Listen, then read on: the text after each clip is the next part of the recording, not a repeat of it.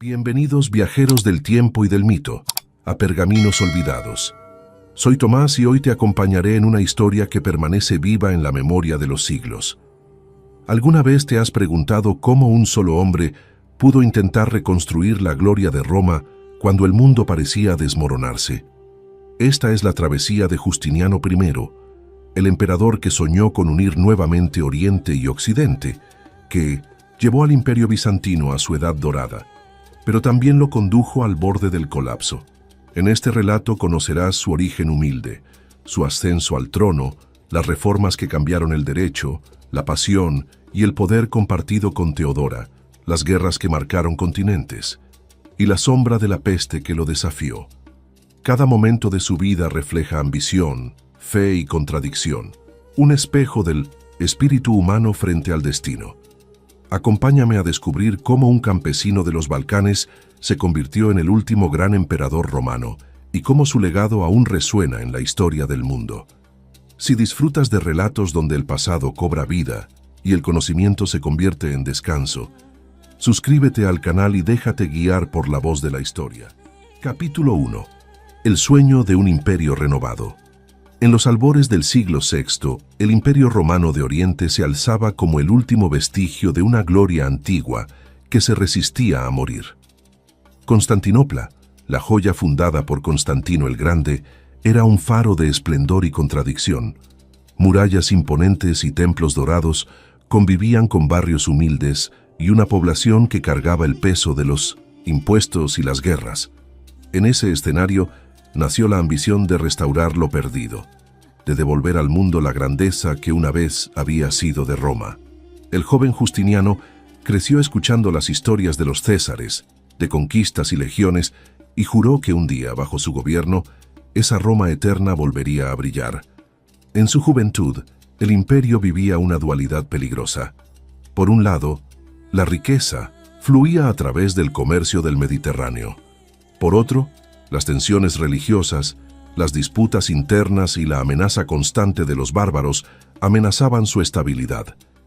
Aquellos años de formación moldearon en Justiniano un carácter decidido y reflexivo. Aprendió que gobernar no era solo cuestión de fuerza, sino de sabiduría y paciencia. Su visión se alimentaba de un propósito casi divino: unir lo humano y lo sagrado en un solo orden universal. No se conformaba con ser un hombre de su tiempo, aspiraba a ser el artífice de una nueva era. Desde joven, su mente se fascinaba por la idea del orden.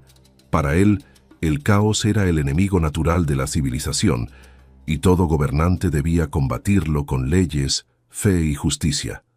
Estudió con dedicación las escrituras y las antiguas leyes romanas, comprendiendo que ambas eran pilares de la sociedad. Su ambición no era personal, al menos en apariencia. Era el deseo de ser el instrumento de una renovación que uniera la tradición romana con la ortodoxia cristiana. Veía en el Imperio Bizantino no solo una nación, sino una misión sagrada encomendada por Dios. Su educación fue una mezcla de teología, política y estrategia. Aprendió latín y griego, conoció las obras de los filósofos y los tratados de guerra, pero también escuchó a los campesinos y soldados, entendiendo los problemas del pueblo. Esa dualidad lo acompañaría toda su vida.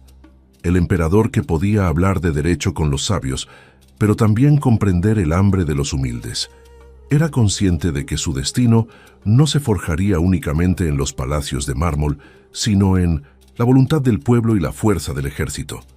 La figura de su tío, Justino I, fue determinante en su destino. Justino había ascendido desde el rango más bajo del ejército hasta convertirse en emperador, y su sobrino supo observar y aprender. Entendió que el poder no era un don, sino una construcción de alianzas, sacrificios y visión. Mientras su tío gobernaba, él se formaba en silencio, tejiendo relaciones con intelectuales, teólogos y juristas que más tarde serían la base de su reforma imperial. Aquel sueño de restauración comenzaba a tomar forma, aún en las sombras, pero con una claridad que pocos podían comprender. A medida que crecía su influencia en la corte, también crecía su determinación de emprender una transformación profunda del imperio. Observaba la decadencia moral de la nobleza y la corrupción administrativa con la severidad de un reformador. Su mente no descansaba, analizaba cada detalle de la estructura estatal, buscando las grietas que debía sellar para devolverle la fortaleza al sistema. No se trataba solo de recuperar territorios perdidos, sino de reconstruir el alma de Roma en el Oriente cristiano. La religión ocupaba un lugar central en su pensamiento. Creía que el poder debía estar guiado por la voluntad divina, pero no subordinado a los caprichos del clero. Su visión del mundo era teocrática, pero también racional. El emperador era el brazo visible de Dios en la tierra, y su deber era imponer la armonía entre la fe y la razón. Esa convicción se convertiría más adelante en el eje de su política interior, una mezcla de fervor y disciplina que marcaría cada una de sus decisiones. El entorno cultural de su época lo rodeaba de tensiones. Las sectas cristianas dividían al imperio y los antiguos ideales romanos parecían desvanecerse bajo el peso de los dogmas. Justiniano no quería elegir entre ambos mundos, quería fusionarlos. En su mente, la grandeza imperial y la santidad cristiana no eran opuestos, sino dos rostros de una misma verdad. Esa idea, tan ambiciosa como peligrosa, lo llevaría a enfrentarse con patriarcas, filósofos y generales, buscando siempre una síntesis que mantuviera la unidad del Estado.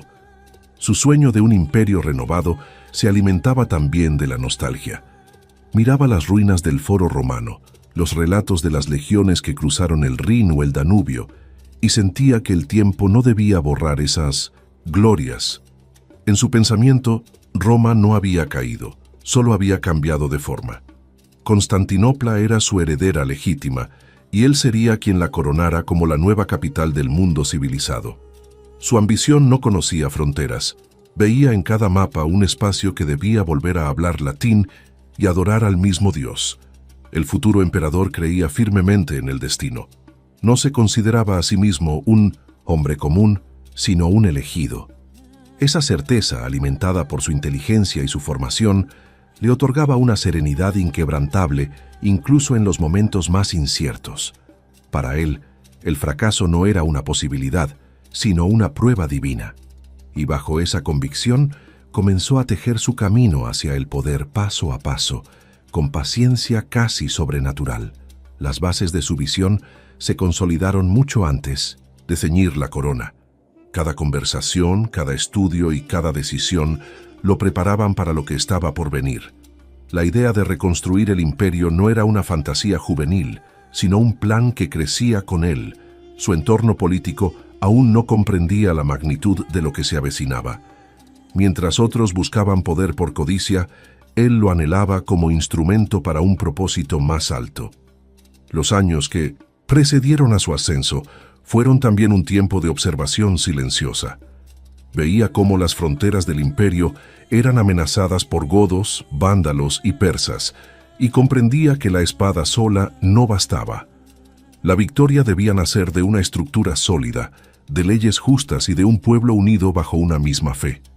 Su mente incansable comenzaba a construir los cimientos de lo que más tarde sería el Renacimiento bizantino. Aunque todavía no tenía el poder supremo, ya despertaba admiración y temor. Su carácter era sereno, pero su mirada revelaba la intensidad de un hombre que no se conformaba con el presente. Su entorno más cercano sabía que su destino estaba marcado, y muchos comenzaron a verlo como el sucesor natural de su tío. El tiempo confirmaría esa intuición. El sueño de restaurar Roma no era una simple ambición política, era un ideal trascendental. Creía que la historia debía seguir una línea divina y que él había sido puesto en la tierra para continuarla. Esa convicción lo dotaba de una fuerza que ni las derrotas ni las críticas podían quebrar. Cada noche, al contemplar la ciudad desde las colinas de Constantinopla, se veía a sí mismo como el guardián de una llama que debía seguir ardiendo en medio de la oscuridad. Así comenzó la forja de un emperador. En la mente del joven visionario, Roma y Bizancio no eran dos imperios separados, sino uno solo que debía renacer bajo su mando. Aquel sueño, que muchos consideraban imposible, pronto se convertiría en una realidad que cambiaría el destino del mundo mediterráneo para siempre. Capítulo 2. De campesino a emperador. En una pequeña aldea llamada Tauresium, situada en la provincia de Dardania, en los confines de los Balcanes, nació quien años más tarde cambiaría el destino del Imperio bizantino. Su familia era de origen campesino, humilde pero profundamente devota. Aquel entorno rural rodeado de montañas y campos pedregosos forjó en él una resistencia que lo acompañaría toda su vida. Las jornadas de trabajo eran largas y duras, y desde joven aprendió el valor del esfuerzo y la disciplina. En esas tierras frías y olvidadas del imperio, el futuro emperador comenzó su camino sin imaginar el alcance de su destino. Su tío, Justino, era un soldado del ejército imperial que había logrado cierta posición gracias a su lealtad y valor. Al notar la inteligencia y la curiosidad del joven sobrino, decidió llevarlo consigo a Constantinopla, la capital del mundo bizantino. Aquella decisión cambiaría para siempre el curso de la historia. La entrada del muchacho en la ciudad fue como un despertar. Los muros dorados, los templos resplandecientes y el bullicio del puerto le mostraron un universo muy distinto al de su infancia. Todo lo que vio alimentó su ambición y su deseo de aprender. En la capital se dedicó con disciplina a la educación. Aprendió latín y griego, estudió teología, derecho, filosofía y las artes del gobierno. Su pasión por el conocimiento era inagotable. Pasaba largas horas en las bibliotecas, copiando manuscritos y memorizando textos antiguos. Aquella formación lo convirtió en un hombre culto, algo inusual entre los altos cargos del imperio, muchos de los cuales provenían del ejército o de la nobleza, pero carecían de profundidad intelectual. Su mente analítica y su fe inquebrantable lo destacaron rápidamente entre los jóvenes de la corte. El ascenso de su tío Justino al trono en el año 518 abrió nuevas puertas. El nuevo emperador, sin herederos directos, encontró en su sobrino a un consejero ideal. Le confió tareas administrativas y lo nombró coadjutor en varios asuntos del Estado. Gracias a esa posición, comenzó a familiarizarse con los entresijos del poder, la burocracia, la diplomacia y las complejas alianzas entre la nobleza y la iglesia. Su talento para resolver conflictos y su capacidad de trabajo incansable lo convirtieron en una figura indispensable para el gobierno. No obstante, su origen humilde despertaba recelos entre los aristócratas. Muchos lo consideraban un intruso en la corte, un campesino que había ascendido demasiado rápido. Sin embargo, esa desconfianza solo reforzó su determinación. Comprendió que para sobrevivir en un ambiente tan hostil debía actuar con prudencia, estrategia y visión a largo plazo. Aprendió el arte de la paciencia, la virtud que más tarde lo haría triunfar donde otros habían fracasado. Mientras se ganaba la confianza de su tío, también fue construyendo su propia red de leales.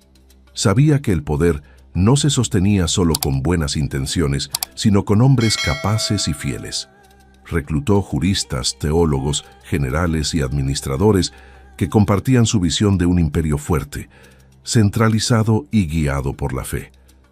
Muchos de esos colaboradores lo acompañarían durante décadas, formando el núcleo del futuro gobierno justiniano. El vínculo entre Justino y su sobrino era profundo. Más que una relación política, era una unión de confianza y afecto. El emperador veía en él al hijo que nunca tuvo, y Justiniano en su tío, al modelo de disciplina y perseverancia que lo inspiró desde la infancia. Sin embargo, con el paso de los años, la salud del anciano gobernante comenzó a deteriorarse. La responsabilidad del imperio recaía cada vez más sobre los hombros de su joven protegido, quien asumía funciones sin ostentar todavía el título supremo. En ese periodo, la administración del Estado se transformó en un laboratorio donde puso en práctica sus primeras ideas de reforma. Simplificó procesos, castigó la corrupción y trató de fortalecer la autoridad imperial frente a las facciones políticas que amenazaban la estabilidad. Su energía y eficiencia lo convirtieron en la verdadera fuerza detrás del trono. La corte y el pueblo comenzaron a percibirlo como el sucesor natural, aunque algunos sectores se resistían a aceptar a un hombre sin linaje noble. La religiosidad del futuro emperador también marcó esta etapa. Pasaba horas en oración y debate teológico, convencido de que el destino del imperio dependía de su unidad espiritual. En un tiempo donde las disputas doctrinales dividían al cristianismo, su fe era firme pero racional. No buscaba imponer su creencia por fanatismo, sino encontrar una armonía entre la autoridad divina y la política humana. Esa convicción de que el poder debía servir a Dios sería uno de los pilares de su reinado. Cuando Justino, ya enfermo, decidió asociarlo oficialmente al trono, el pueblo lo recibió con esperanza. Veían en él a un reformador, un hombre culto y piadoso que podía traer orden y prosperidad. Sin embargo, el nombramiento no estuvo exento de intrigas. Algunos senadores y generales temían que su carácter enérgico y su mentalidad reformista pusieran en riesgo sus privilegios, pero la voluntad del emperador era inamovible, y en el año 527, tras la muerte de su tío, el campesino de Tauresium fue coronado emperador del Imperio Romano de Oriente. Su coronación en la Basílica de Santa Sofía fue un acto solemne y simbólico. Rodeado de clérigos, nobles y soldados, juró ante Dios gobernar con justicia y sabiduría. No se trataba solo de una sucesión dinástica, sino del cumplimiento de una promesa interior, la de elevar su vida a la altura de la historia. Desde ese momento, su nombre quedaría ligado para siempre a la restauración del orden romano, al esplendor del arte y a la reforma de las leyes. La reacción del pueblo fue inmediata. Constantinopla celebró durante días entre cánticos, desfiles y oraciones. El nuevo gobernante encarnaba la esperanza de una renovación moral y política. Su imagen se difundió por monedas, mosaicos y retratos oficiales que lo mostraban con una mirada serena y decidida. Su autoridad emanaba no del miedo, sino de la convicción. Había llegado un líder que creía tener una misión divina. Su primera tarea como soberano fue consolidar el poder interno.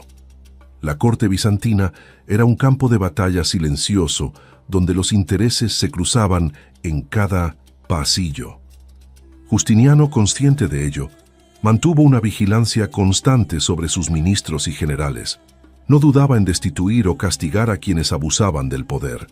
Al mismo tiempo, promovió a personas de talento, sin importar su origen, lo que fortaleció su gobierno pero también le ganó enemigos entre las familias aristocráticas. El campesino convertido en emperador comprendía mejor que nadie las desigualdades del imperio. Por ello, impulsó medidas para aliviar la carga fiscal sobre los campesinos y promover el comercio, base económica del Estado. Su visión era la de un imperio justo, donde el trabajo y la lealtad fueran recompensados, y no solo la herencia o la riqueza. Aquella política, aunque justa, encontró oposición entre los poderosos que se beneficiaban del viejo sistema. El ascenso de Justiniano fue más que una historia de ambición. Fue la victoria de la voluntad sobre el destino. Su origen humilde nunca lo avergonzó. Al contrario, se convirtió en el testimonio de que la grandeza no depende del nacimiento, sino del propósito. Desde los campos de Dardania hasta el trono de Constantinopla, había recorrido un camino que pocos hombres en la historia lograron. Y al tomar el cetro imperial, no lo hizo como un noble heredero, sino como el servidor de un ideal: reconstruir el imperio sobre los cimientos de la justicia y la fe. Así comenzó una de las eras más decisivas del mundo bizantino. El campesino de Tauresium ya no era un hombre entre muchos, sino el nuevo César del Oriente. Su nombre resonaría entre los muros de mármol y las cúpulas doradas como símbolo de una nueva Roma, destinada a desafiar el paso del tiempo. Capítulo 3. La influencia de Teodora. Entre los rostros que marcaron la historia del Imperio bizantino, ninguno brilló con tanta intensidad y controversia como el de Teodora. Nació en el seno de una familia humilde, hija de un domador de osos que trabajaba en el hipódromo de Constantinopla. Su infancia transcurrió entre el bullicio de los espectáculos públicos, el ruido de las multitudes y la aspereza de la vida popular. Desde pequeña comprendió que en aquel mundo dominado por hombres y jerarquías implacables, solo la inteligencia y la voluntad podían abrirle un camino. Su vida comenzó en los márgenes, pero su destino terminaría en el trono más alto del Oriente cristiano. Antes de ser emperatriz, Teodora fue actriz y bailarina, oficios mal vistos por la sociedad bizantina. Aquellos años de lucha y supervivencia templaron su carácter. Aprendió a leer el alma humana, a distinguir las intenciones tras las sonrisas y a usar la palabra como un arma. Su ingenio y agudeza verbal la convirtieron en una mujer difícil de doblegar. No era una cortesana común, tenía una mente brillante y una ambición que igualaba la de cualquier general o político. En los escenarios del hipódromo, descubrió que el público era voluble, que el poder de la emoción podía mover multitudes, y esa lección la llevaría consigo hasta el palacio. El encuentro entre ella y Justiniano fue uno de los episodios más sorprendentes de su tiempo. A pesar de las diferencias de origen y posición, ambos compartían una intensidad poco común. Él vio en ella algo más que belleza, vio inteligencia, determinación y una visión del mundo capaz de igualar la suya. Ella, por su parte, reconoció en él al hombre que podría realizar el sueño que ella también anhelaba, un imperio justo, fuerte y digno. La relación comenzó en secreto, enfrentando la oposición de la nobleza y del clero, que consideraban impensable que un miembro de la familia imperial se uniera a una mujer del pueblo. La ley prohibía expresamente el matrimonio entre un patricio y una actriz. Pero Justiniano no era un hombre que se detuviera ante los límites. Con la influencia de su tío, el emperador Justino I, logró cambiar la legislación que impedía tales uniones. Aquel acto, más que una muestra de amor, fue un desafío a las estructuras sociales del imperio. En el año 525, la pareja contrajo matrimonio, y desde entonces, Teodora se convirtió en su compañera inseparable, no solo en lo personal, sino también en el gobierno. La unión fue una alianza de mentes y voluntades, donde ambos se complementaban de manera perfecta. Una vez en el trono, Teodora demostró que no sería una figura decorativa. Participaba activamente en las reuniones del Consejo Imperial y opinaba con firmeza sobre asuntos de Estado. Su inteligencia política sorprendía incluso a los más experimentados senadores. Tenía un talento innato para percibir los peligros y las intrigas antes de que estallaran, y su consejo resultó crucial en momentos de crisis. Era una estratega silenciosa, una presencia que inspiraba respeto, incluso entre aquellos que la despreciaban por su origen. El pueblo la observaba con una mezcla de admiración y recelo. Algunos la consideraban un símbolo de esperanza, una prueba de que el mérito podía elevar a los humildes. Otros, una amenaza para el orden establecido. Pero Teodora no buscaba aprobación. Su prioridad era consolidar el poder imperial y proteger a su esposo de los enemigos que acechaban dentro y fuera del palacio. En ese propósito, mostró una lealtad absoluta, pero también una dureza que muchos confundieron con frialdad. Uno de los momentos más decisivos de su influencia ocurrió durante la rebelión de Nicá, cuando las facciones del hipódromo amenazaron con derrocar al emperador. Mientras Justiniano dudaba entre huir o resistir, fue Teodora quien impuso la decisión que cambiaría el curso de la historia. Según las crónicas, pronunció palabras que quedaron grabadas para siempre. La púrpura es el mejor sudario. Con esa frase, recordó a su esposo que era preferible morir como soberano antes que vivir en la humillación del exilio. Su firmeza salvó al trono y al imperio entero. Más allá de la política, su influencia se extendió al ámbito social. Promovió leyes que protegían a las mujeres contra la explotación y el abuso, estableció refugios para las víctimas de la prostitución forzada y fomentó la creación de instituciones benéficas. Su preocupación por la justicia y la dignidad femenina era sincera, nacida de su propia experiencia. En un mundo donde la mujer era vista como un ser secundario, Teodora desafió abiertamente las normas, demostrando que la inteligencia y el valor no dependían del género ni del linaje. Su papel en la religión también fue determinante. Defendió el monofisismo, una corriente cristiana en conflicto con la ortodoxia oficial, lo que generó tensiones con los patriarcas de la Iglesia. Aunque su posición teológica no siempre coincidía con la de su esposo, supo mantener un delicado equilibrio entre la fe y la política.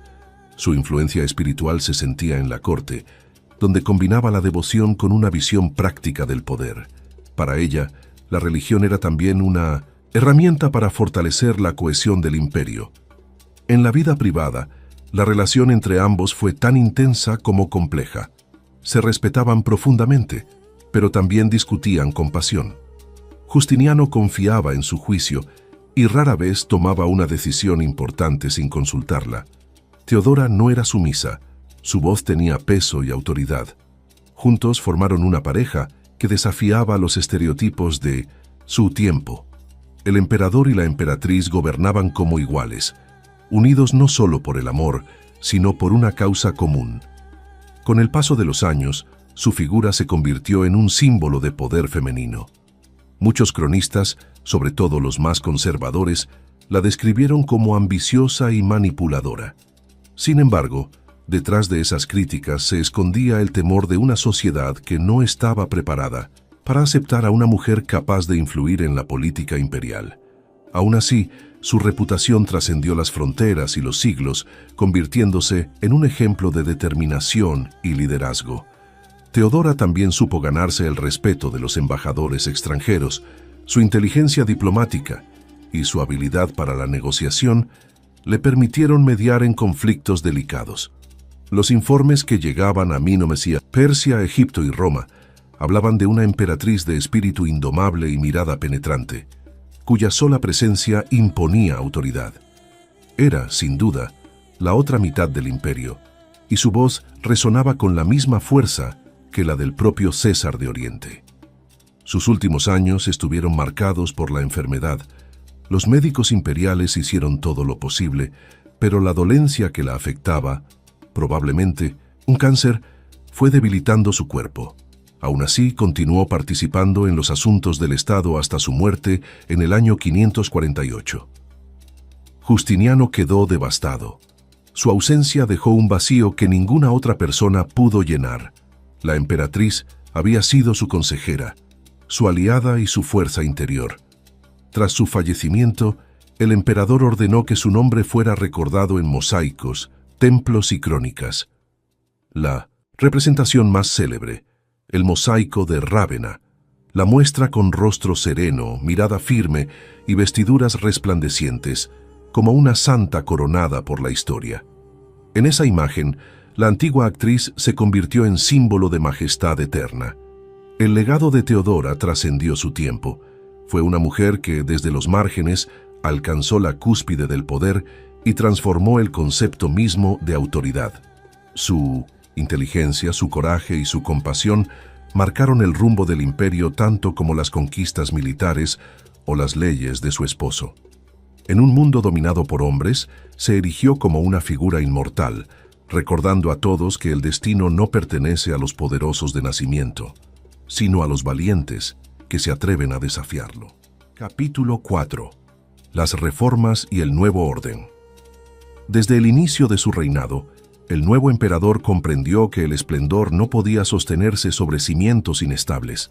El imperio heredado era vasto, pero estaba corroído por la corrupción, el desorden fiscal y las rivalidades internas. Constantinopla era el corazón del poder, pero sus arterias estaban obstruidas por siglos de malas prácticas. Justiniano, con su mente metódica y su visión estructurada, se propuso no solo gobernar, sino rehacer el Estado desde sus raíces. Su meta era instaurar un orden nuevo, donde la autoridad del trono y la ley divina se reflejaran en cada rincón del imperio. Su primera preocupación fue la administración. La burocracia bizantina, aunque compleja y sofisticada, se había vuelto ineficiente y venal. Los cargos se compraban, los impuestos se manipulaban y las provincias estaban plagadas de funcionarios que servían a sus propios intereses. El emperador intervino con una energía que pocos esperaban. Sustituyó a gobernadores corruptos, redujo el número de oficinas superfluas y exigió informes constantes a sus administradores. Nada escapaba a su vigilancia.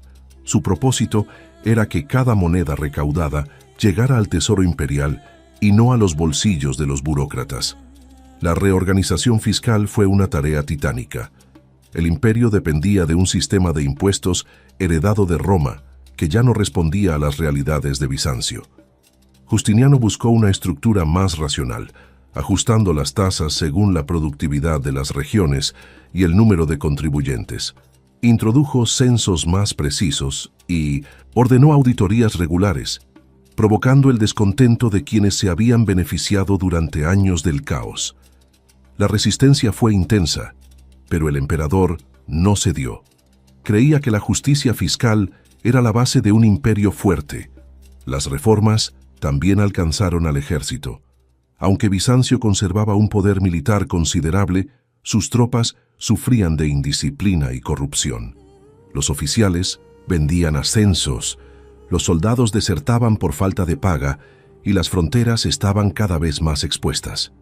Justiniano reorganizó la jerarquía militar, mejoró el suministro de alimentos y armamento e impuso un riguroso control financiero sobre los gastos de guerra. Cada soldado debía saber que servía no solo al emperador, sino a una causa más grande, la restauración del orden romano en el mundo. La justicia, sin embargo, fue donde el emperador mostró su genio reformador. El sistema legal estaba fragmentado por siglos de decretos contradictorios y costumbres locales. Los jueces interpretan las leyes según su conveniencia, lo que generaba arbitrariedad y desconfianza. Justiniano, convencido de que el imperio debía reflejar la armonía divina, emprendió una codificación monumental que unificaría las normas bajo un único cuerpo jurídico. Esta obra, que sería conocida como el Corpus Juris Civilis, representó el esfuerzo más ambicioso de su gobierno. Para supervisar esta empresa, confió en el jurista Triboniano, un hombre erudito y pragmático que reunió a los mejores sabios de la época. El objetivo era recopilar, depurar y organizar toda la legislación romana desde los tiempos de Augusto. El trabajo fue exhaustivo. Se eliminaron contradicciones, se sistematizaron principios y se redactaron textos claros para guiar a jueces y ciudadanos. El emperador revisaba personalmente los avances, convencido de que la ley era el reflejo más puro de la razón imperial. Mientras se reformaban las leyes, también se transformaba la economía. El comercio con Oriente seguía siendo vital, pero la corrupción en los puertos y la especulación con los precios habían generado inflación y desabastecimiento. Justiniano intervino directamente en el control de los mercados, regulando precios y castigando a quienes acumulaban mercancías para manipular el valor del oro y la seda. Fundó manufacturas estatales de seda para reducir la dependencia de los comerciantes persas, impulsando una de las industrias más lucrativas del imperio. En el plano urbano, el emperador emprendió un ambicioso programa de obras públicas. Constantinopla debía ser no solo la sede del poder, sino el símbolo visible de la civilización cristiana. Se construyeron acueductos, hospitales, monasterios y palacios. El sistema de murallas fue reforzado, los puertos reparados y las calles pavimentadas. Justiniano veía la arquitectura como una extensión de su autoridad. Cada edificio debía reflejar la grandeza del imperio y la gloria de Dios. Este ideal alcanzaría su punto culminante en la reconstrucción de Santa Sofía, pero su impulso constructivo abarcó todo el Mediterráneo. La reorganización de las provincias fue otro paso decisivo. Durante siglos, la distancia entre el trono y las regiones había permitido la formación de poderes locales que actuaban con independencia. Justiniano redujo el número de diócesis y combinó funciones civiles y militares en manos de gobernadores más controlados por la corte. El objetivo era reforzar la centralización y eliminar intermediarios que obstaculizaban la eficacia administrativa. Aunque algunos historiadores posteriores criticarían esta concentración de poder, en su tiempo fue vista como un signo de fortaleza y eficiencia. El emperador comprendía que las reformas no tendrían éxito sin una base moral. Por eso, impulsó leyes que regulaban la conducta pública y privada, buscando imponer una disciplina cristiana en todos los estratos de la sociedad. Se castigaban el adulterio, la usura y la herejía con severidad, mientras se premiaba la fidelidad y la piedad. Para Justiniano, la moral y la ley eran inseparables.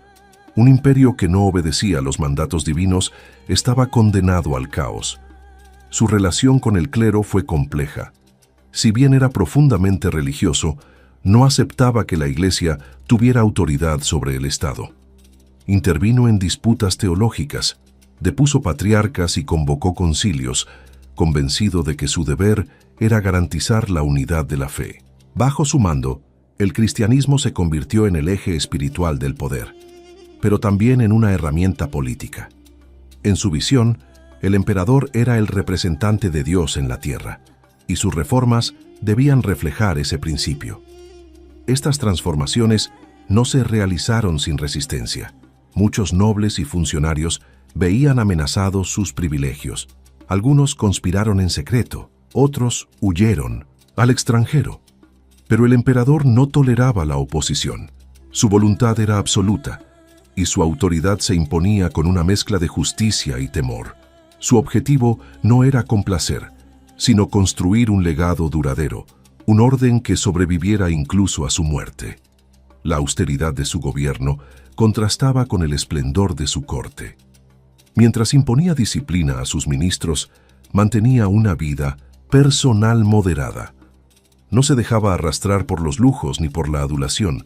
Quienes lo conocieron afirmaban que trabajaba día y noche, revisando decretos, supervisando construcciones y discutiendo con juristas y generales.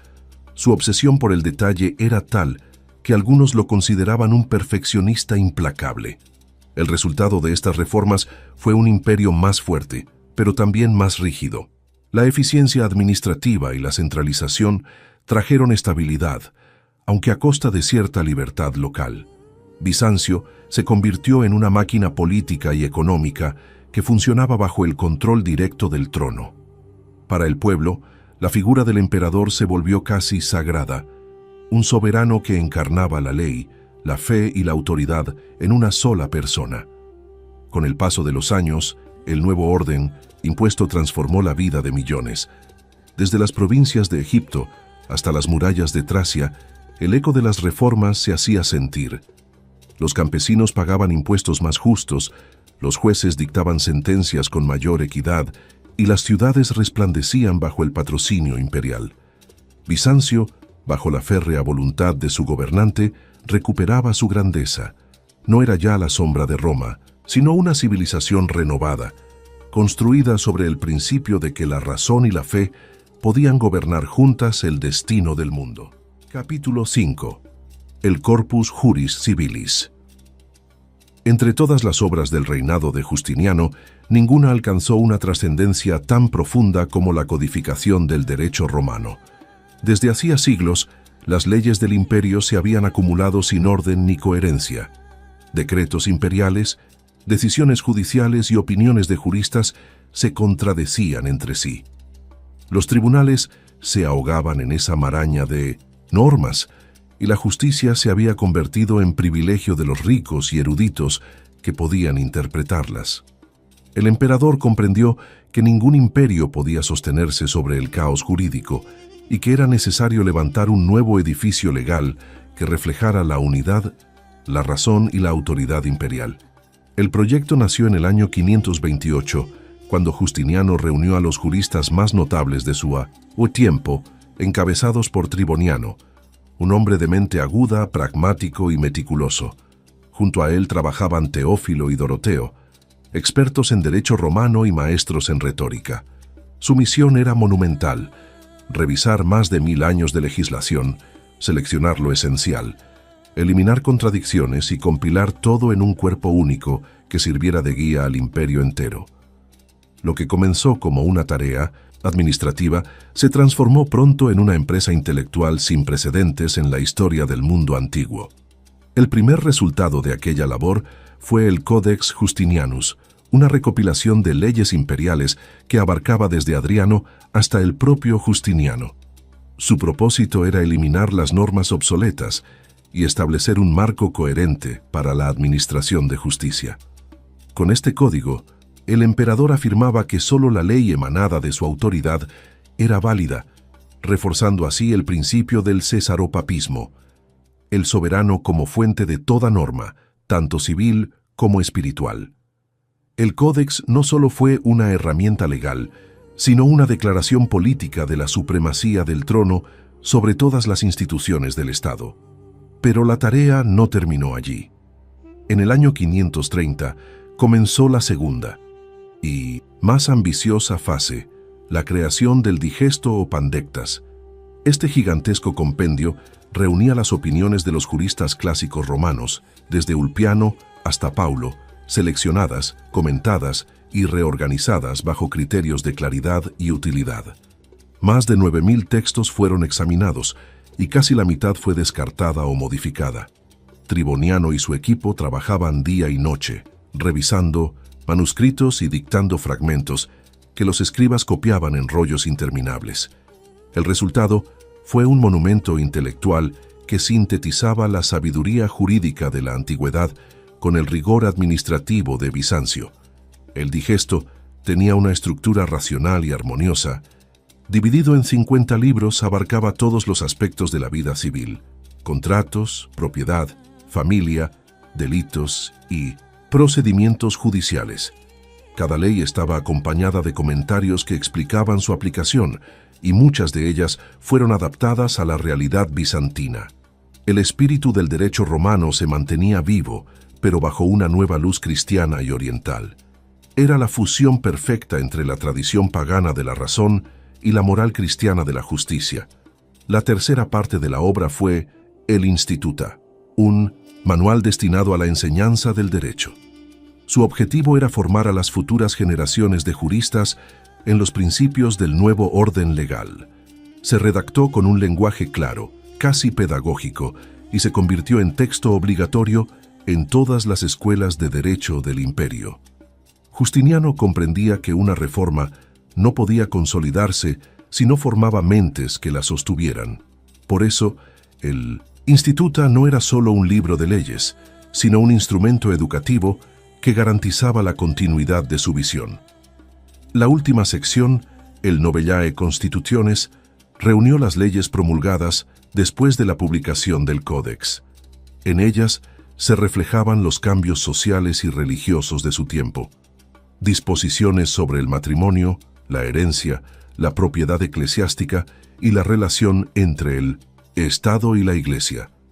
Estas novedades mostraban cómo el derecho debía adaptarse a las circunstancias sin perder su coherencia.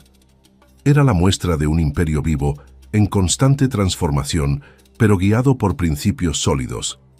El impacto de la codificación fue inmediato.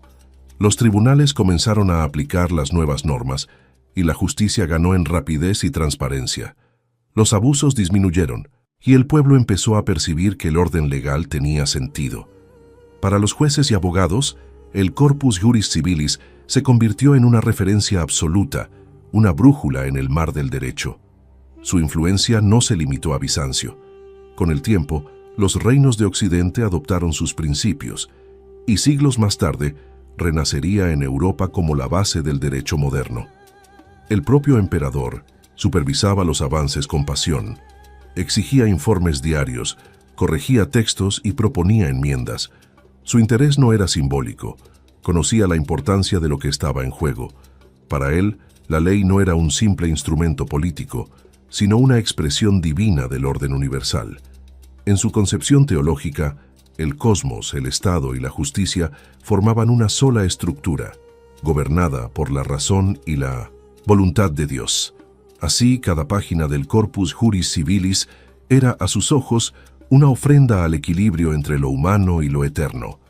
El proceso de compilación no estuvo exento de conflictos. Algunos juristas tradicionales criticaron las modificaciones introducidas, considerando que alteraban el espíritu del derecho romano clásico. Otros denunciaron el exceso de poder del emperador al intervenir directamente en la legislación, Sin embargo, Justiniano no cedió. Para él, las leyes antiguas eran un legado valioso, pero debían servir al presente. El tiempo de los Césares había pasado. Ahora, el imperio debía reflejar la nueva era cristiana. La influencia de Teodora también se hizo sentir en algunos aspectos de la legislación. Muchas normas protegían los derechos de las mujeres, especialmente las que habían caído en la prostitución o el abandono. Se establecieron leyes contra la trata de personas, se reconocieron ciertos derechos de herencia y se endurecieron los castigos por violencia doméstica. Aunque la voz de la emperatriz no figuraba en los documentos, su pensamiento estaba presente en el espíritu humanista que impregnaba las reformas. El Corpus Juris Civilis representó un equilibrio entre la razón y la fe. A diferencia de otros sistemas jurídicos, no separaba la moral de la ley. Cada disposición buscaba no solo la utilidad pública, sino también la salvación del alma. Esta unión entre justicia y religión marcó profundamente la identidad del Imperio bizantino. En los tribunales, los jueces no eran simples intérpretes de la norma, sino guardianes del orden divino. A largo plazo, la obra superó su tiempo. Cuando Bizancio cayó siglos después, las copias del Corpus Juris Civilis sobrevivieron en monasterios y universidades, donde serían redescubiertas durante el Renacimiento.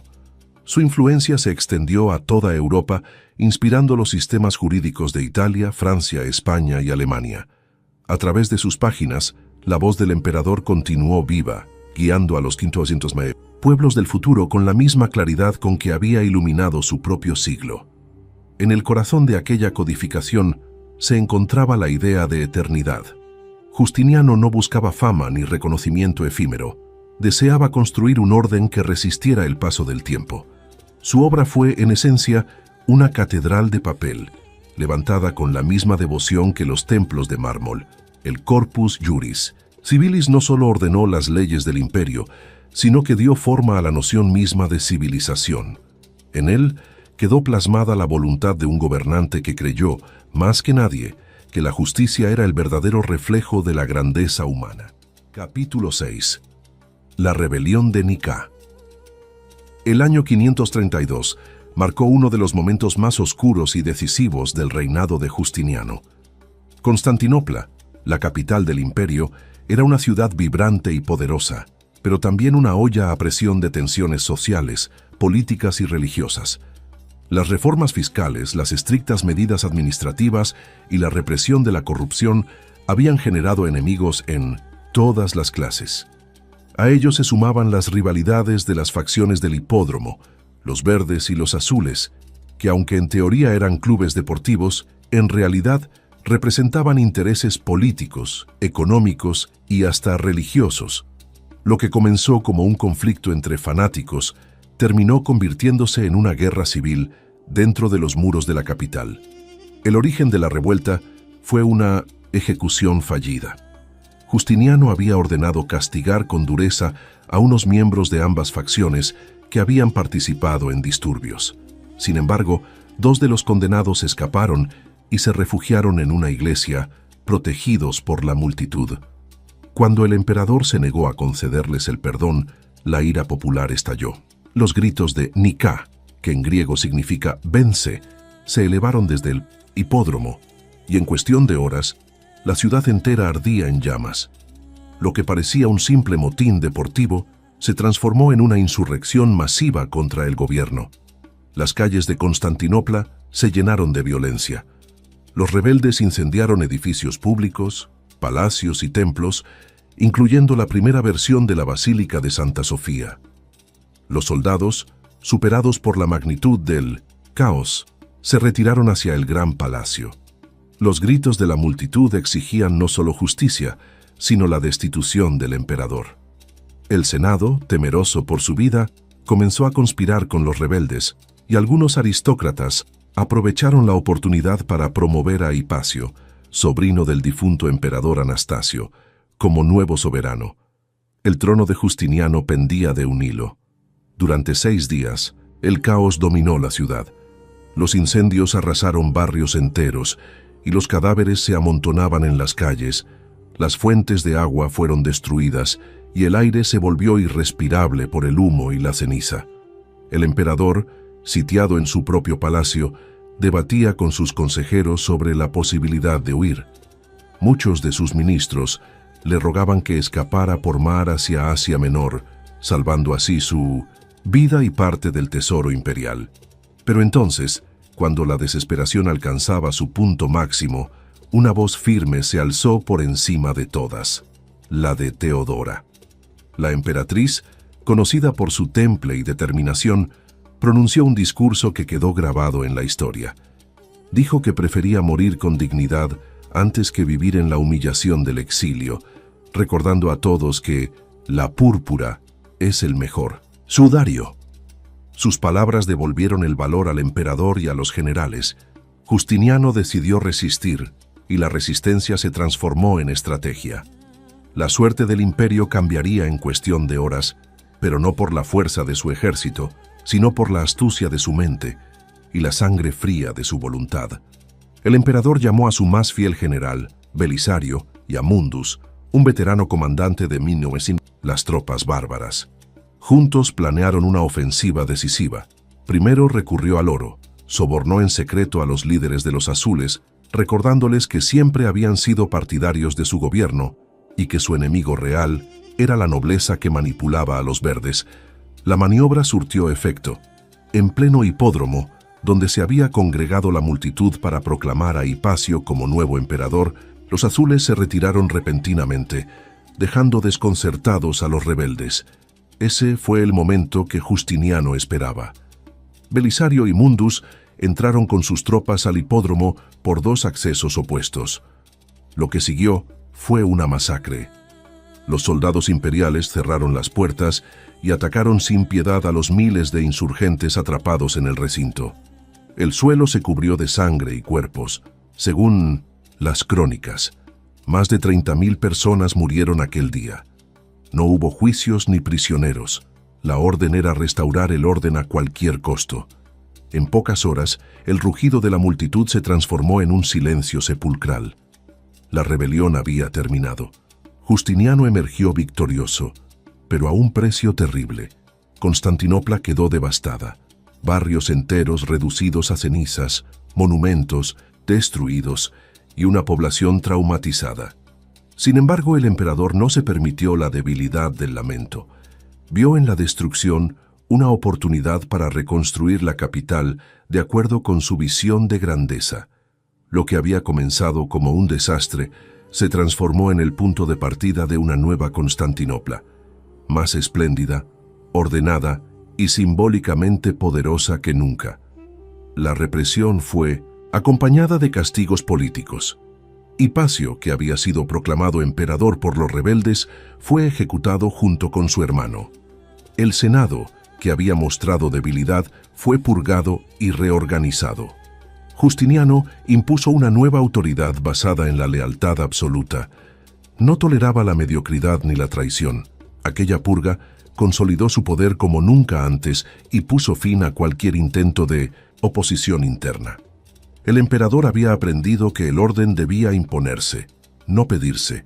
La reconstrucción de la ciudad comenzó de inmediato. Se restauraron los acueductos, se abrieron nuevas avenidas y se iniciaron proyectos monumentales. De las ruinas de la antigua basílica surgiría la majestuosa Santa Sofía, símbolo de la resurrección espiritual y política del imperio. Los arquitectos Antemio, de Etralles e Isidoro de Mileto fueron llamados para diseñar una catedral que superara en belleza y tamaño a todo lo conocido. La nueva construcción no solo sería un templo, sino una proclamación del triunfo del orden sobre el caos. A nivel político, la rebelión marcó un punto de inflexión. Justiniano comprendió que su poder dependía tanto de la fuerza como de la legitimidad moral.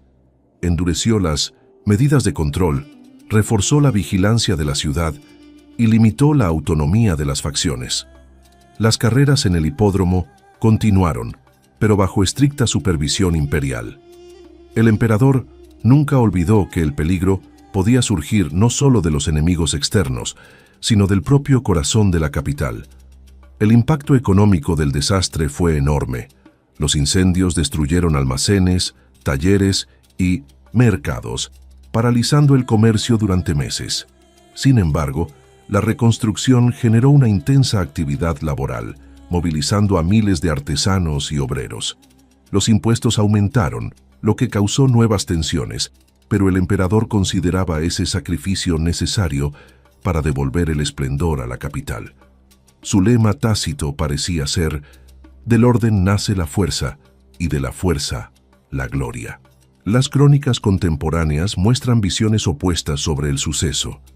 Algunos historiadores bizantinos lo retrataron como un acto heroico de defensa del Estado frente al desorden, otros como un episodio de crueldad desmedida. Lo cierto es que aquel baño de sangre salvó al imperio de un colapso interno. Si Justiniano hubiera huido, el poder bizantino se habría fragmentado, y la historia del Mediterráneo habría tomado un rumbo completamente distinto. La rebelión dejó una huella indeleble en la mente del emperador. A partir de entonces, se volvió más reservado, más desconfiado y más determinado. La experiencia le enseñó que gobernar un imperio significaba caminar entre la gloria y el abismo. La obediencia debía ser mantenida por el temor, pero también por la fe en una causa superior. En adelante, cada decreto, cada obra y cada campaña serían ejecutados con la precisión de quien sabe que un solo error puede hacer temblar los cimientos del mundo. En la memoria colectiva, la rebelión de Nicá quedó como una advertencia eterna. Fue la línea divisoria entre el Justiniano reformador y el monarca absoluto. En aquel fuego y sangre se templó su autoridad definitiva. De las cenizas de la insurrección no solo nació una nueva Constantinopla, sino también el símbolo de un imperio capaz de renacer una y otra vez, sostenido por la férrea voluntad de su gobernante y el eco implacable de su propia historia. Capítulo 7. Las conquistas de Belisario. Tras sofocar la rebelión de Nicá y consolidar su poder, Justiniano dirigió su mirada hacia el exterior. Su sueño de restaurar el antiguo imperio romano seguía intacto, y para llevarlo a cabo necesitaba un estratega capaz de transformar la visión política en victoria militar. Ese hombre sería Belisario, uno de los generales más brillantes de la historia bizantina. Joven, disciplinado y audaz, había demostrado ya su genio en campañas contra los persas en la frontera oriental. Bajo su mando, el imperio lanzaría una serie de conquistas que alterarían por completo el equilibrio del Mediterráneo. La primera gran ofensiva fue dirigida contra los vándalos en el norte de África. Este reino, con capital en Cartago, se había establecido tras el colapso del Ninsinbosenchona, Imperio Romano de Occidente, y representaba una amenaza constante para las rutas comerciales bizantinas. En el año 533, Belisario partió desde Constantinopla al frente de unos 15.000 hombres, una fuerza modesta comparada con las de las antiguas legiones romanas, pero dotada de disciplina, movilidad y superior tecnología naval. La flota cruzó el mar Egeo, bordeó Sicilia y desembarcó en la costa africana sin encontrar resistencia significativa. El enfrentamiento decisivo tuvo lugar en las cercanías de Cartago, en la batalla de Ad Decimum. Allí, Belisario demostró su genio táctico al dividir a sus tropas para rodear al ejército enemigo y atacar desde varios flancos. El rey vándalo Gelimer, sorprendido por la maniobra, fue derrotado tras una encarnizada lucha. Días después, los bizantinos entraron triunfantes en Cartago. La campaña africana había concluido en apenas unos meses, y el dominio romano fue restaurado sobre una región perdida por casi un siglo. La victoria fue celebrada con júbilo en Constantinopla. El botín, las riquezas y los prisioneros llenaron los puertos de la capital. Justiniano vio en ese éxito una señal divina de que su misión era posible. El imperio podía renacer. Sin embargo, no todos compartían el entusiasmo.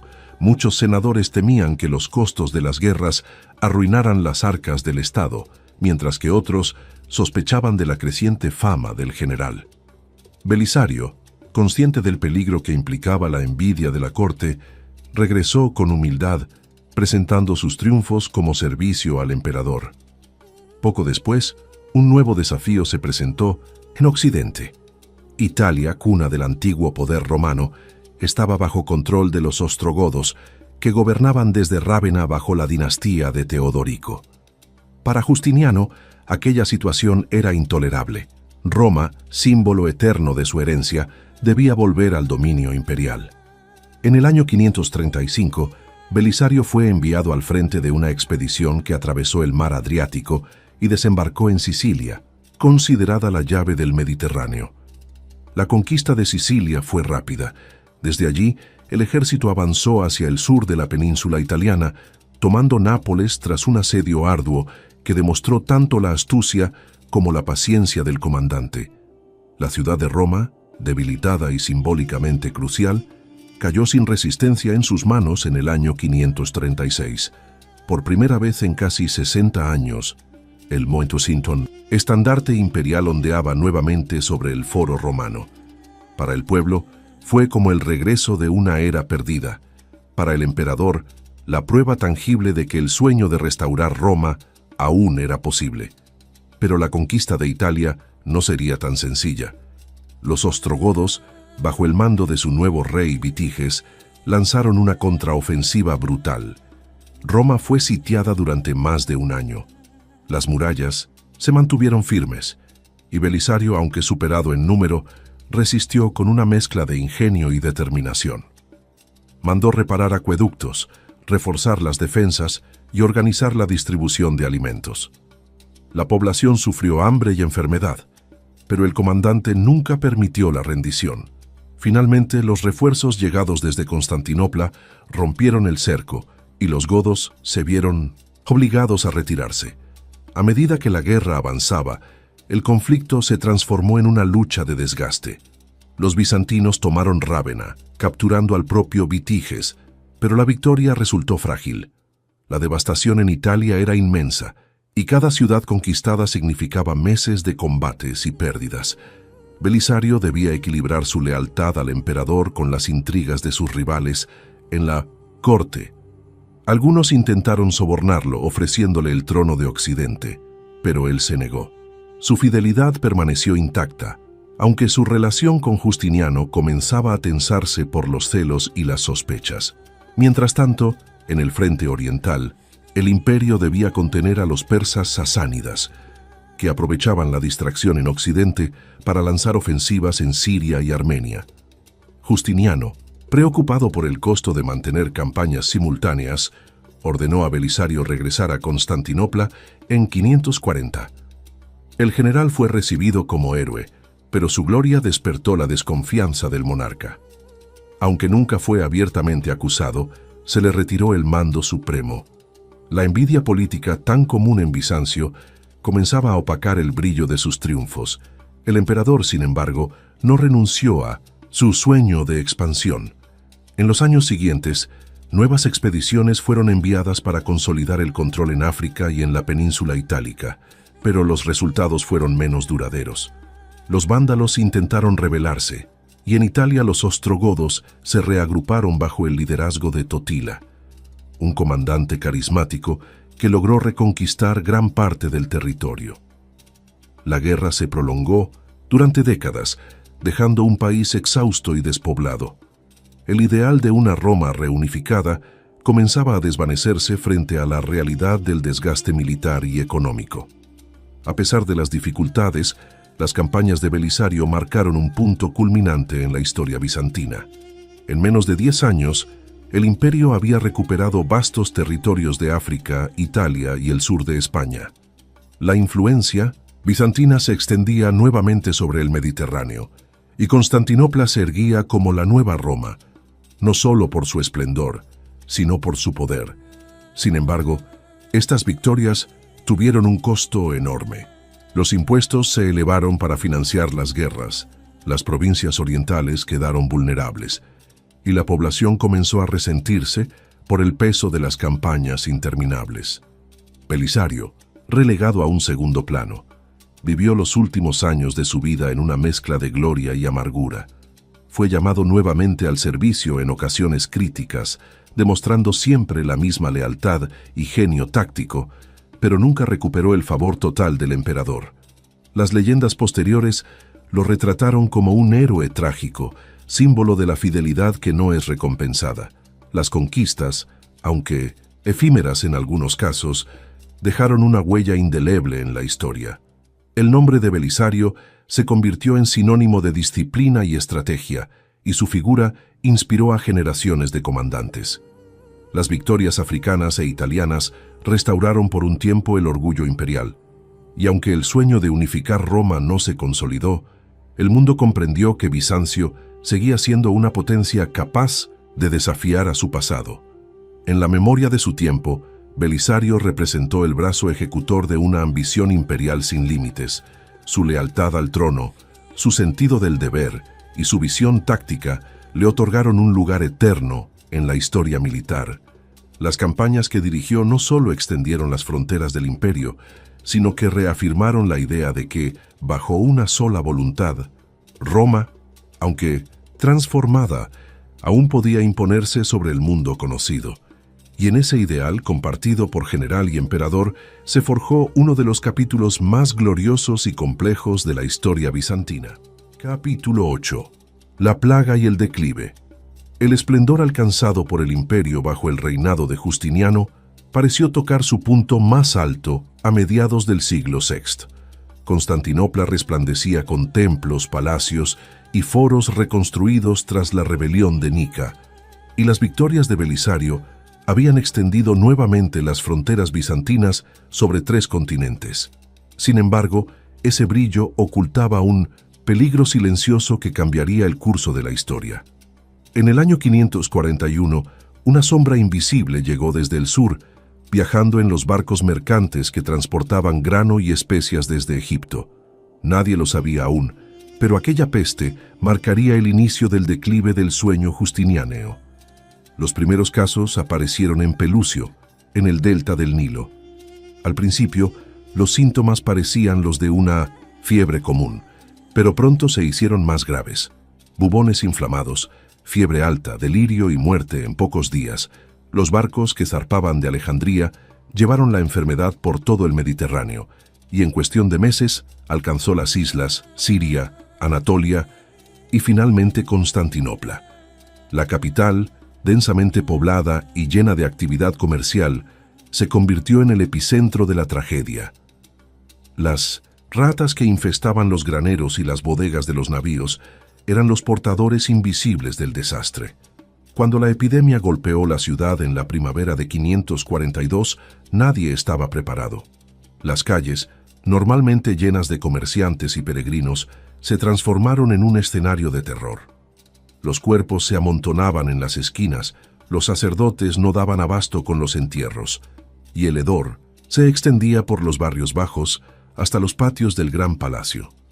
Los médicos del imperio, formados en la tradición de Galeno, estaban impotentes ante una enfermedad que desafiaba todo conocimiento.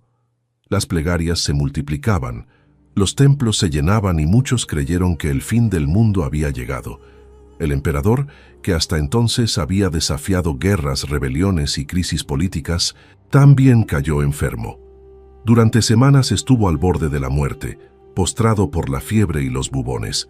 Su esposa Teodora, firme como siempre, asumió el gobierno en esos días de desesperación. Ordenó mantener la disciplina en la administración, asegurar el abastecimiento de alimentos y coordinar los entierros masivos. Su presencia evitó que el imperio se hundiera en el caos total. Milagrosamente, el emperador se recuperó, pero el país que despertó a su regreso no era el mismo que había dejado antes de caer enfermo. Los cronistas de la época, como Procopio de Cesarea, dejaron testimonios desgarradores.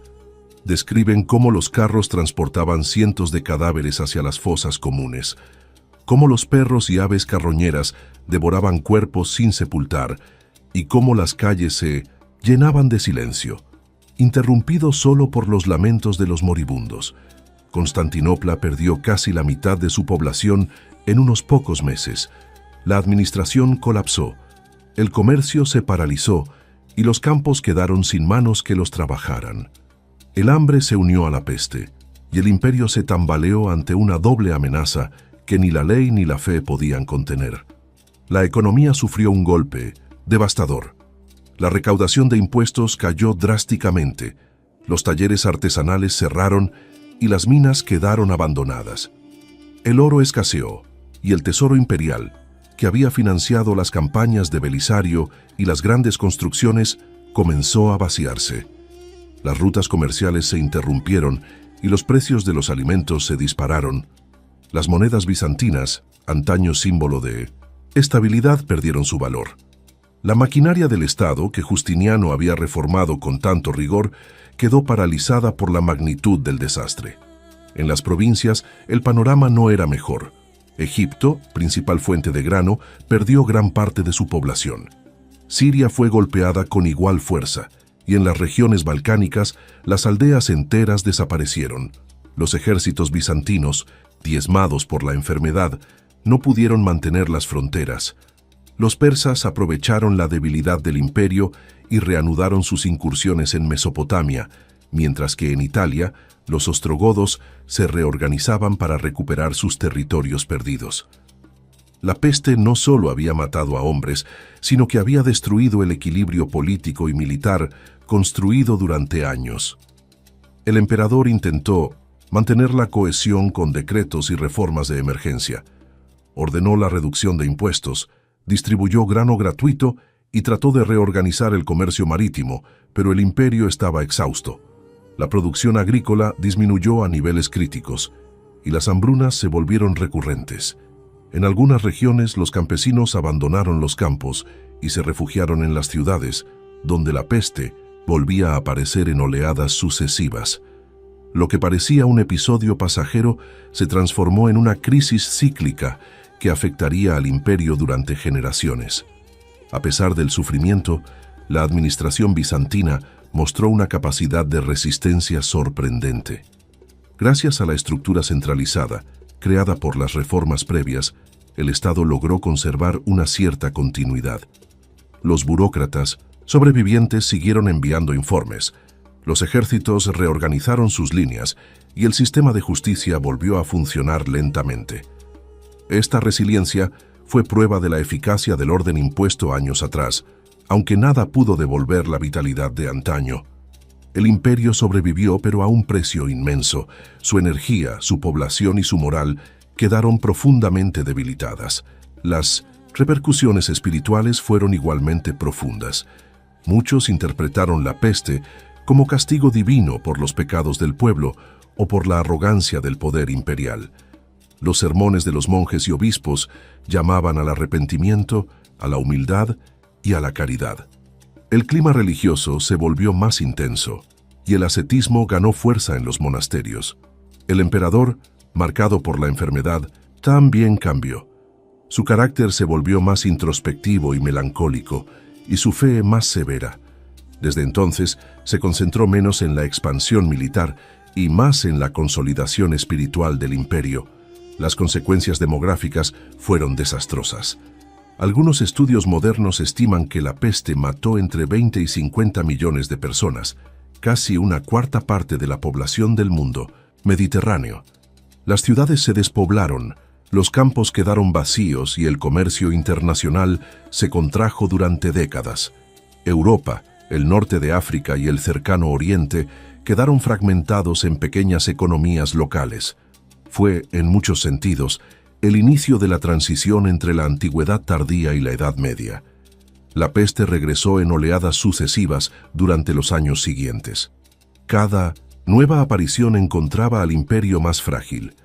Las rutas del Mar Rojo y del Egeo, que antes habían sido fuentes de prosperidad, se convirtieron en canales de contagio.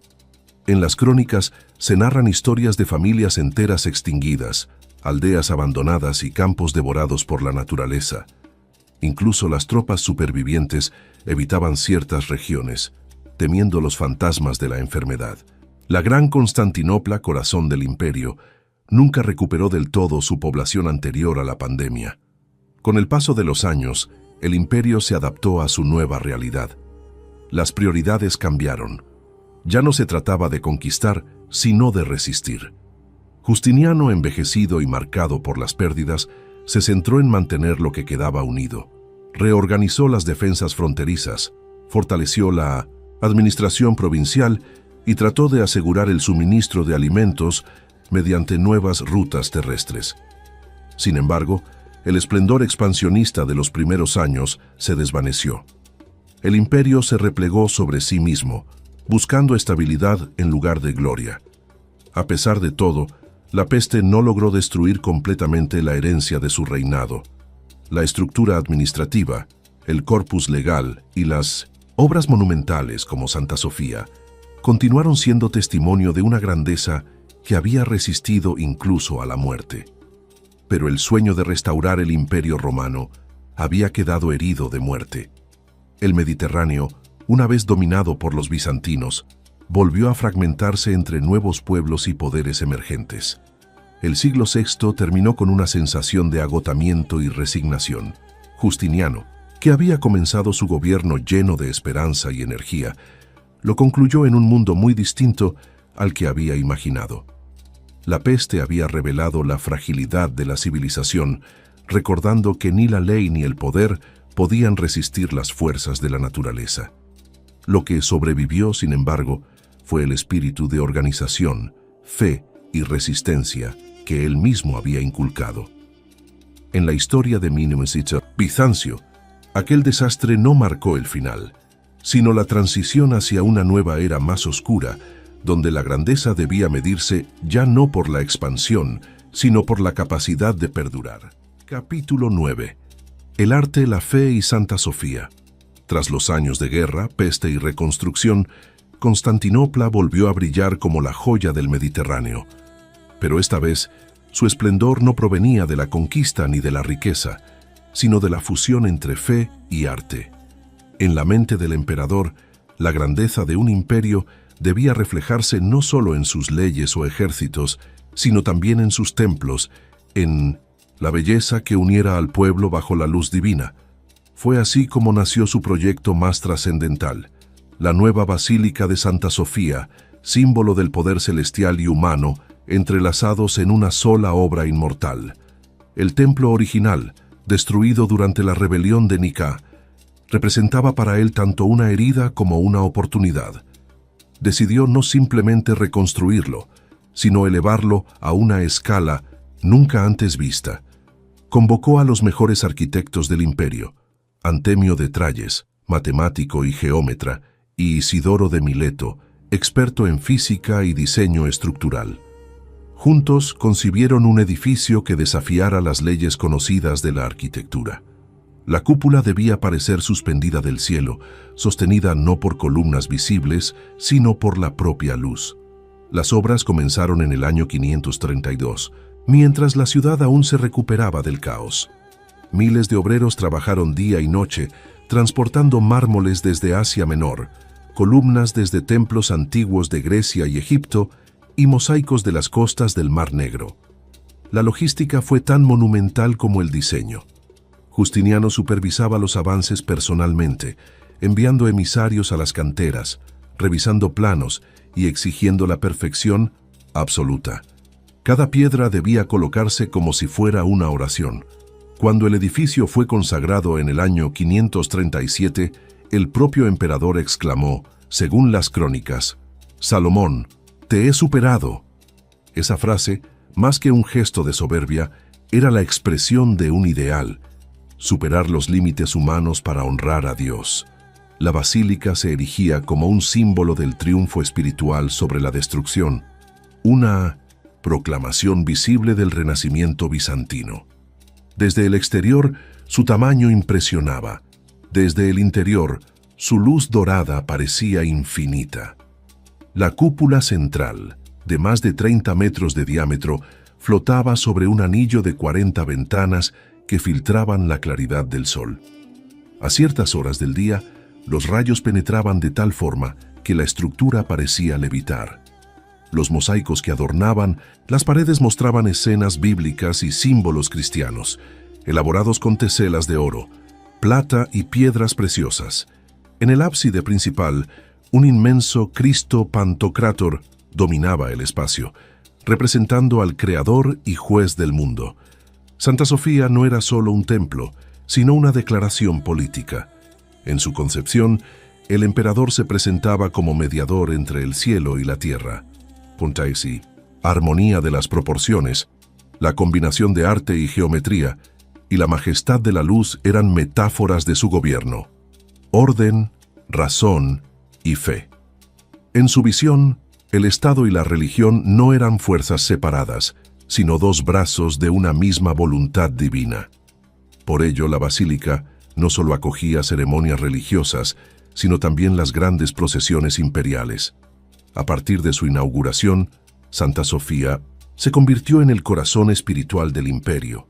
Cada coronación imperial se realizaba bajo su cúpula, como si el trono fuera una prolongación del altar. Los himnos resonaban con una acústica perfecta, amplificada por los mármoles y las curvas de la estructura. Las crónicas describen el sonido de los cánticos como un eco celestial que envolvía a los fieles, haciendo sentir a todos la presencia tangible de lo divino. La influencia del arte justiniano trascendió la arquitectura. El mismo estilo, solemne, luminoso y simbólico, se extendió a los mosaicos, manuscritos y objetos litúrgicos. En todo el imperio, las iglesias comenzaron a imitar la magnificencia de la gran basílica.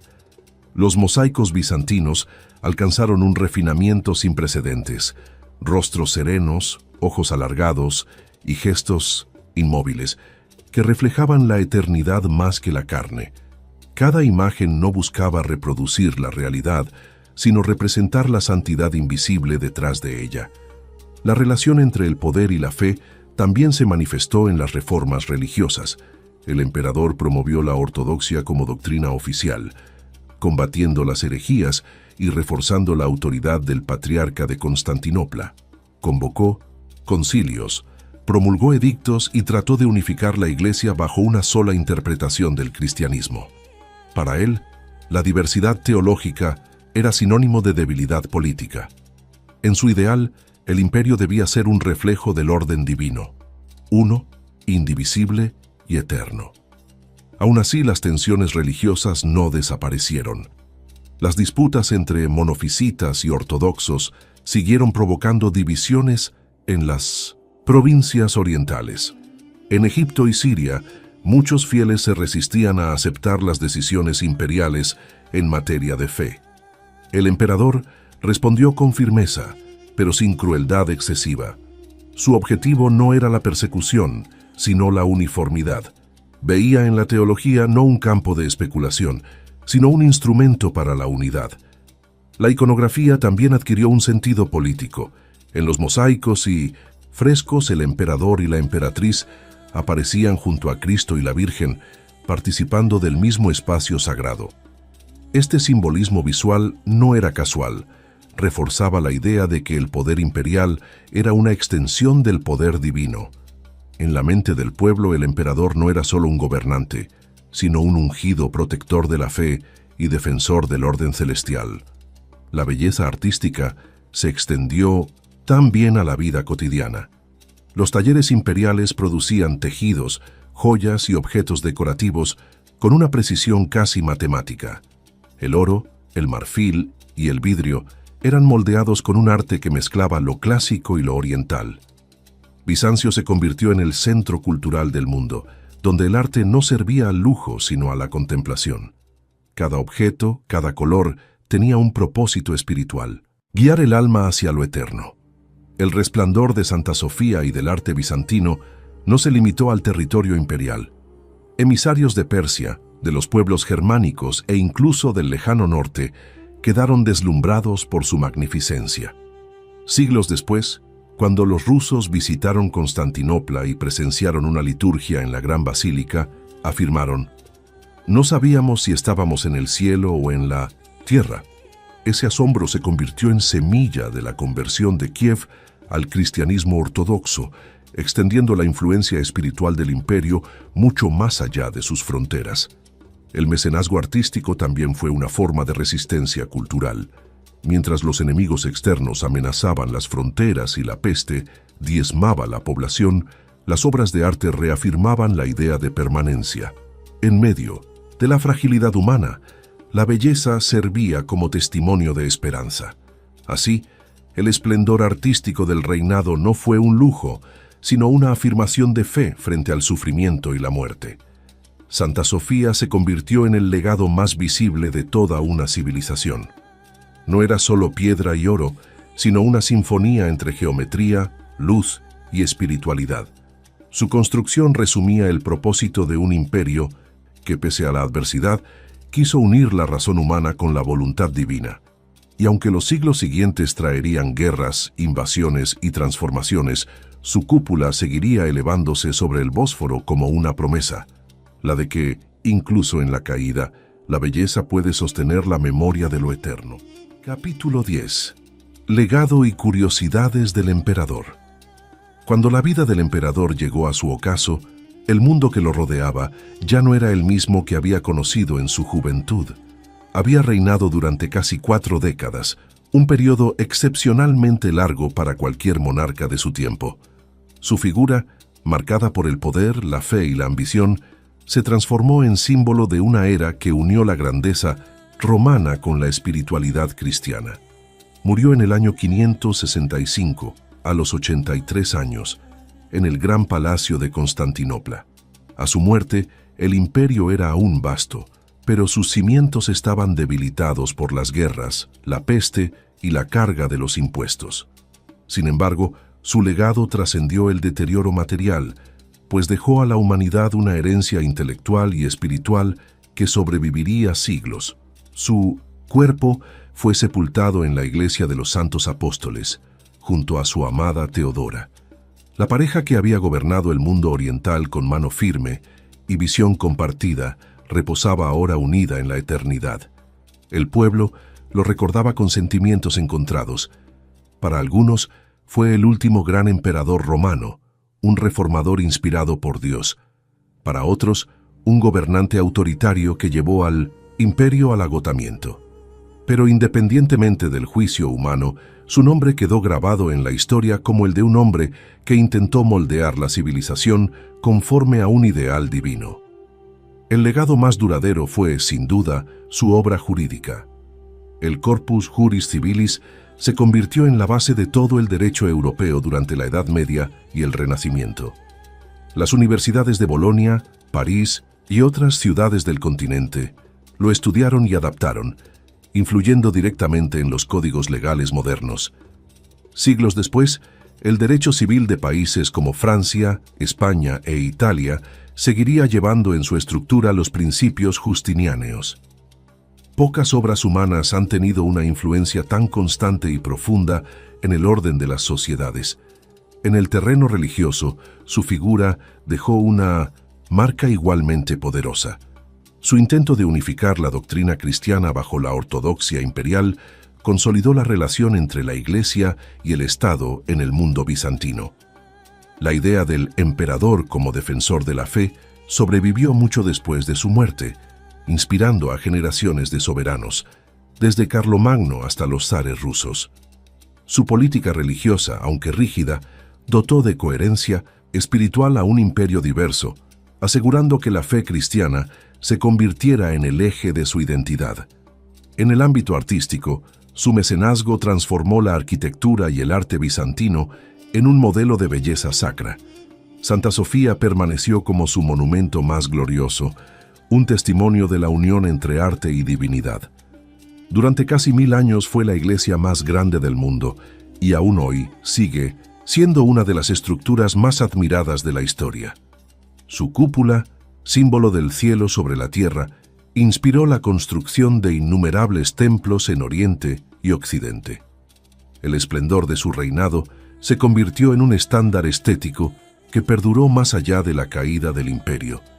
La visión política que guió su gobierno fue la restauración de Roma en una nueva forma.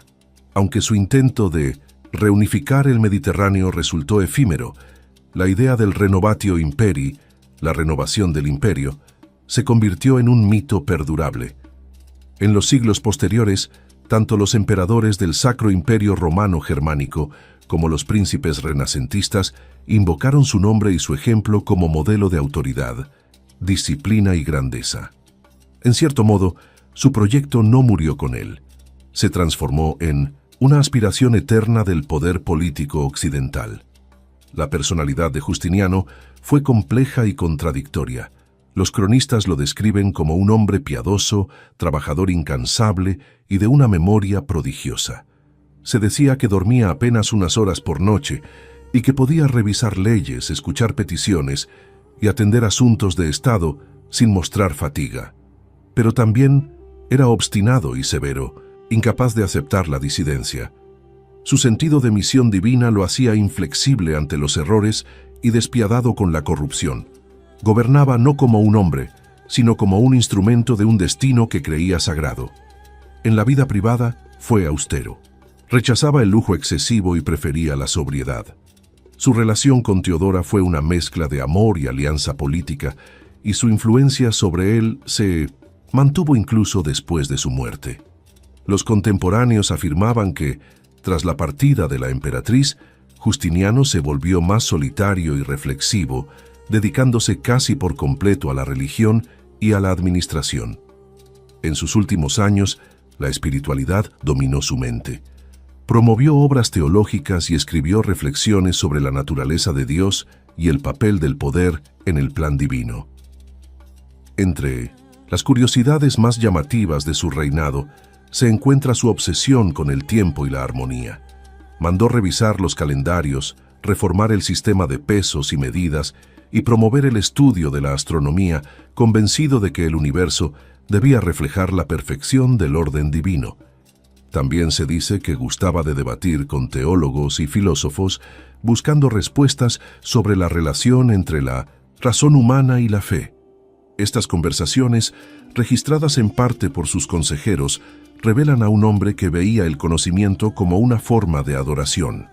Su reinado, aunque lleno de gloria, dejó al imperio exhausto. Las guerras prolongadas, las reconstrucciones monumentales y la peste diezmaron la economía y la población.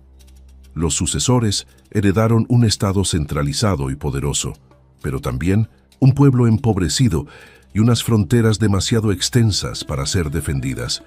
No obstante, el equilibrio entre orden y fe que él estableció permitió que Bizancio sobreviviera por casi 9 siglos más. Su sistema de gobierno, con una administración eficiente y una teología de poder, se convirtió en el modelo de todas las monarquías cristianas del Oriente. Con el paso de los siglos, la figura de Justiniano fue envuelta en leyenda. Los historiadores medievales lo llamaron el emperador santo, mientras que otros lo consideraron un déspota. Los renacentistas lo admiraron como símbolo del legislador ideal y los ilustrados lo estudiaron como ejemplo de racionalidad política. En cada época, su nombre adquirió nuevos significados, pero nunca cayó en el olvido. Su vida se transformó en espejo de los límites y las posibilidades del poder humano. En los mosaicos de Rávena, su rostro aún observa al espectador con serenidad majestuosa. La mirada fija, el gesto sereno y la aureola dorada lo presentan no solo como emperador, sino como figura sagrada.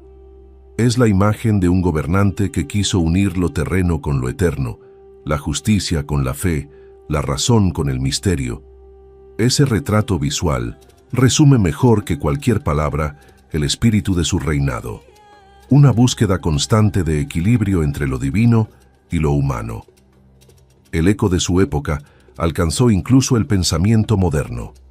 La idea de que el derecho debía ser el fundamento del orden civil, de que la autoridad debía estar guiada por la moral y no por la arbitrariedad, proviene en gran parte de su legado. Sin saberlo, plantó las semillas de la civilización occidental, tal como hoy la conocemos. Su imperio cayó, pero su pensamiento siguió guiando a reinos, repúblicas y naciones. En la memoria de Bizancio, Justiniano no fue solo un nombre, sino una era. Representó la última gran síntesis entre la herencia romana y el cristianismo triunfante. Después de él, el imperio entró en una etapa de defensiva constante, pero su estructura, su cultura y su fe se mantuvieron gracias a los cimientos que había dejado. Su visión de un mundo ordenado por la ley, embellecido por el arte y sostenido por la fe, perduró incluso cuando las fronteras desaparecieron. Así, el hombre nacido en una aldea de los Balcanes, que llegó a gobernar medio mundo conocido, terminó su vida contemplando el horizonte desde las cúpulas de su ciudad sagrada.